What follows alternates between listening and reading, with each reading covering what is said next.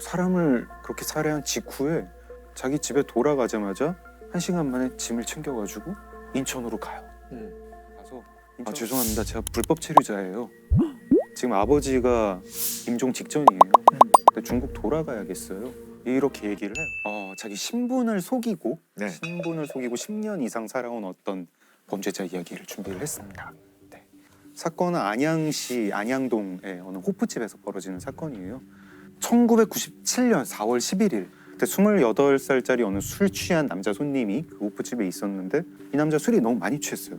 많이 취해가지고 행패를 부리니까 아주머니가 이제 좀 가라고, 정신 차리고 가라고 이렇게 얘기를 했는데 그 남자 손님이 그 순간 이제 확 정신이 미쳐서 그 호프집 주방에 있는 식칼을 들고 와서 아주머니를 마구 찌르고 마구, 그리고 도망을 가요.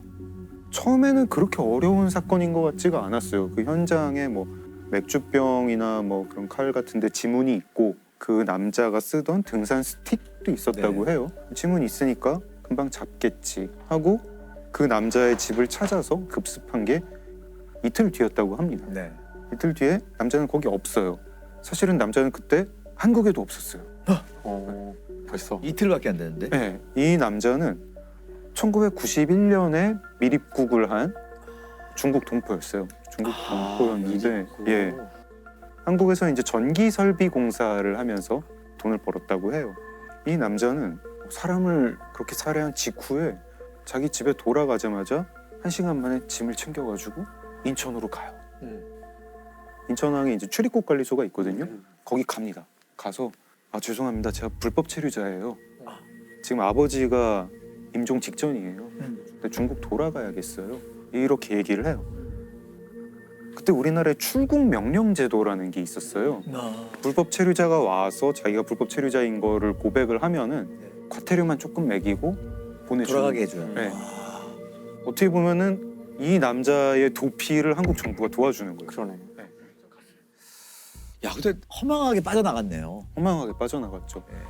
중국에서 뭐 이것저것 또 뭐 사업을 하면서 있었다는데 잘 안 됐나 봐요. 네네. 그래서 다시 미립국을 합니다. 또 미립국. 또 미립국을 해요. 야. 원래 이 사람이 강모 씨인데 이모 씨라는 신분으로 미립국을 해요. 그리고 계속 자기 기술을 가지고 사업도 하고 직원도 10명 가까이 두고 잘 됐다고 해요. 잘 됐다고. 잘 됐는데 2011년에 한국 법무부가 잠깐 동안 어떤 제도를 시행을 해요. 네. 재외동포 고충 해결. 불법 체류자가 자진 신고를 하면 외국인 등록을 해준다. 그래서 이 사람은 외국인 등록을 해서 이제 불법 체류가 아닌 그냥 한국 거주 중국 동포. 신분 세탁을 한 거네요. 신분 세탁을 한 거죠. 야. 네. 그리고 결혼도 하고 진짜 네. 허술했네요, 우리나라가 진짜. 허술했죠. 네. 허술했고 이게 사실은 어떤 그 제도의 미비점이 몇 가지가 이제 이 사람이 악용을 한 건데 이게 이 사람이 이제 너무 안심을 했나 봐요. 어느 날 지인과 술을 마시다가 자랑을 한 거예요. 내가 옛날에 한국 사람을 죽인 적이 있다. 꼭 이런 일이 생기더라. 야, 내가 옛날에 사람 죽였다? 뭔 소리야. 허풍을 치고 있네. 그 순간에는 별 생각이 없었대요. 그런가 보다 했는데 이게 TV 프로그램에 나온 거예요. 1997년 안양 호프집 여주인 살해 사건. 이제 범죄를 다루는 TV 프로그램에 나온 거예요. 그래서 그 지인이 그걸 보다가 이게 그 사람이 해준 얘기랑 너무 비슷해서 경찰에 신고를 해요. 경찰에 신고를 해서 그 사람 중국에 아니고 지금 한국에 있는 것 같다고. 그래서 경찰이 그 신고를 받고 보니까 이게 좀 신빙성이 있는 것 같다 하고 수사에 착수를 합니다. 그 강모 씨라고 하는 사람의 어머니가 한국에 살고 있다는 건 알고 있었고 네. 그 어머니의 전화 통화를 추적을 해보니까 계속 어떤 사람이랑 자주 통화를 해요. 누군데 이 어머니랑 자주 통화를 하지? 지문을 뗐더니 강모 씨가 1997년에 출입국 관리소를 나가면서 인천을 나가면서 그때 지장을 찍었어요. 그 지장 지문이랑 같은 거예요. 그래서 체포를 했고 그럼 거의 20년 가까이 지난 거네요? 네, 19년이 지난 거죠. 그 살해 사건으로 97년에 살해를 했고 그 사람이 자랑을 한 게 2016년 5월이에요. 이제 강모 씨라고 해야 될지 이모 씨라고 해야 될지 이 범인은 자기 진짜 생일도 까먹고 그러고 살고 있었대요. 체포가 됐고 처벌 받았겠죠? 처벌 받았죠. 징역 13년형을 받았는데 살인을 저지른 강 씨가 국내에 있다는 제보를 받은 경찰은 지장을 역추적한 끝에 수원에 살던 강 씨를 건간 겁니다. 정말 죄송합니다. 죽을 일을 했습니다. 글쎄요. 근데 저는 이렇게까지 신분 세탁을 해서 대한민국에서 20년을 가족을 이루고 살았다는 굉장히 충격적이네요. 미국에는 가끔 이런 일들이 있잖아요. 뭐 그렇죠. 주만 벗어나서 네. 완전히 다른 사람으로 사는 경우. 우리 뭐 미국 드라마나 영화에서 흔히 나오는 반전이잖아요. 사실은 뭐 피해자인 줄 알았던 사람이 사실은 범인이었고 뭐 피해자 행세를 한다든가 이게 되게 이제 흔히 나오는 틀인데 한국에서 쓸 수가 없어요. 한국 범죄 소설 작가는 이걸 트릭을 쓸 수가 없는 게 주민등록제도 때문에 그렇습니다. 주민등록. 개인 고유 번호죠. 주민등록번호를 바꾸게 된 것도 되게 최근이에요. 2017년부터 바꿀 수 있게 됐고 그전에는 바꿀 방법도 없었고 지금도 뭐 바꿀 수는 있다고는 하지만 굉장히 어렵습니다. 그리고 그 주민등록증 받을 때 10손가락 지문은 다 찍고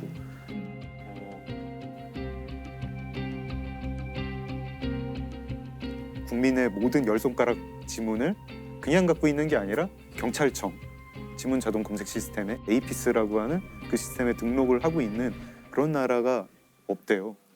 이렇게 경찰서에서 참고인증 피해자들 오면 일단 주민조회라는 걸 하거든요. 성명 주민번호를 넣으면 내 지문번호가 나와요. 그래서 그걸 가지고 대조를 하게 돼 있어요. 항상. 왜냐하면 60년대 후반까지만 해도 어떤 일이 있었냐면 우리나라에 그 당시에 막 주민등록증이 생겨나면서 가서 야 동사무소에서 와서 지문 찍고 가래 하면 형이나 누나나 언니가 내 것도 찍고 와 그러면 두 개가 있었어요. 그렇게 해가지고 그걸 정리하는 기간이 있었어요. 심지어 그래서 옛날 분들 보면 왜 군대 2번 갔다 왔다고. 맞아요. 동생 대신 형 대신. 이게 언제 시작이 된 건가요? 이게 아는데. 네. 자, 정답은? 이게 맞출 것 같아요, 제가? 그 옛날에 김신조. 맞아요. 네. 아, 진짜? 김신조가 청와대 습격 사건 했을 때 번호를 부여하고 이걸 통제해야겠다 그래가지고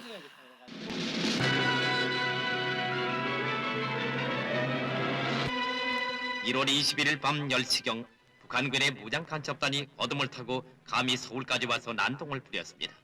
생포대 간첩 김신조의 기자회견이 열렸습니다. 이번에 어떠한 임무를 가지고 내려오는 사람들이에요. 청와대 내부에는 박정희 대통령을 뭐 따를 거하고 무장 간첩을 침투시켜 남한의 사회 질서를 교란하고 민심을 동요시키는 데 혈안이 돼 있다고 말한 김신조는 자기와 같은 살인 무장 간첩 2,400명이 현대 훈련 중이라고 말했습니다. 김신조 사건 때문에 이제 한국 사회가 굉장히 쇼크를 많이 받아서 도입된 게 많은데 전경, 예비군제도, 그리고 주민등록번호. 그때 한 거예요? 네. 그 주민등록번호라는 게 사실은 간첩 잡는 제도였던 거예요. 네. 그렇네요. 박정희 대통령 1번. 맞아요. 그 주민등록번호 뒷자리 1번이 박정희 대통령이에요. 100001. 그때는 이제 뒷자리가 6자리라서 주민을 감시하기 위한 제도였고 뭐 우리를 도와주려고 하는 제도가 아니었는데 실제 우리 국민들은 주민등록번호 제도에 대해서 그렇게 문제의식 안 가지고 계신 것 같아요. 네, 우리는 그냥 전 국민 다 찍으라고 하고 전 국민이 대부분은 그냥 찍는 건가 보다 하고 찍어요. 일단 범죄 수사나 이쪽에서는 상당히 긍정적인 면이 많을 수도 있는. 긍정적인 면이 있죠. 그렇죠. 근데 우리는 그것이 바로바로 추적이 되니까 도움을 줬기 때문에 모르겠어요. 평가가 약간 좀 갈리는 것 같아요. 안전, 통제, 자유, 감시 이게 정말 얘기죠. 동전의 양면 같은 건데 내 자유를 조금 희생해서라도 내가 안전해지는 게 좀 겁이 많으니까 네, 좋다. 근데 저는 조금 약간 좀 불만도 있는 게 네.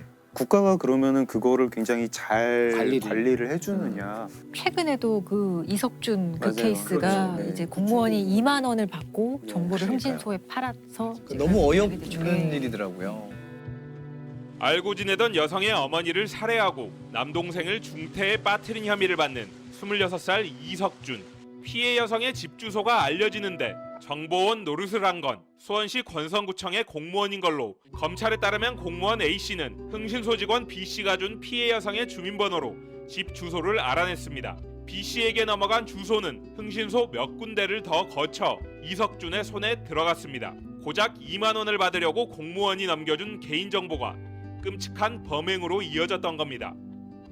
그 너무 어이없는 일이더라고요.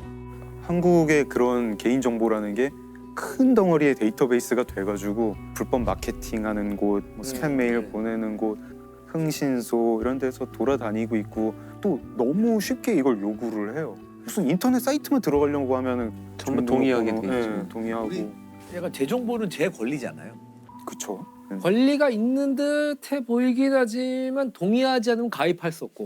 그러니까요. 동의하시겠습니까? 아니요, 그러면 안 되는 거예요. 그리고 엄청난 양의 약관 속에 그 얘기가 들어가 있는 거잖아요. 그렇죠. 선택이 아니고 이제 통보죠. 통보죠. 네. 그러니까요. 그래서 더 이상 개인 정보가 아닌 것 같아요. 지금 뭐 몇 천만 명씩 유출된 적이 한두 번이 아니잖아요. 그러니까요. 1991년부터 지금까지 언론에 보도된 것만 종합을 해봤더니 그렇게 주민등록번호가 유출된 건수가 3억 7,400만 건이라고 해요. 3억 건이 넘어요? 아, 이건 진짜 충격적이다.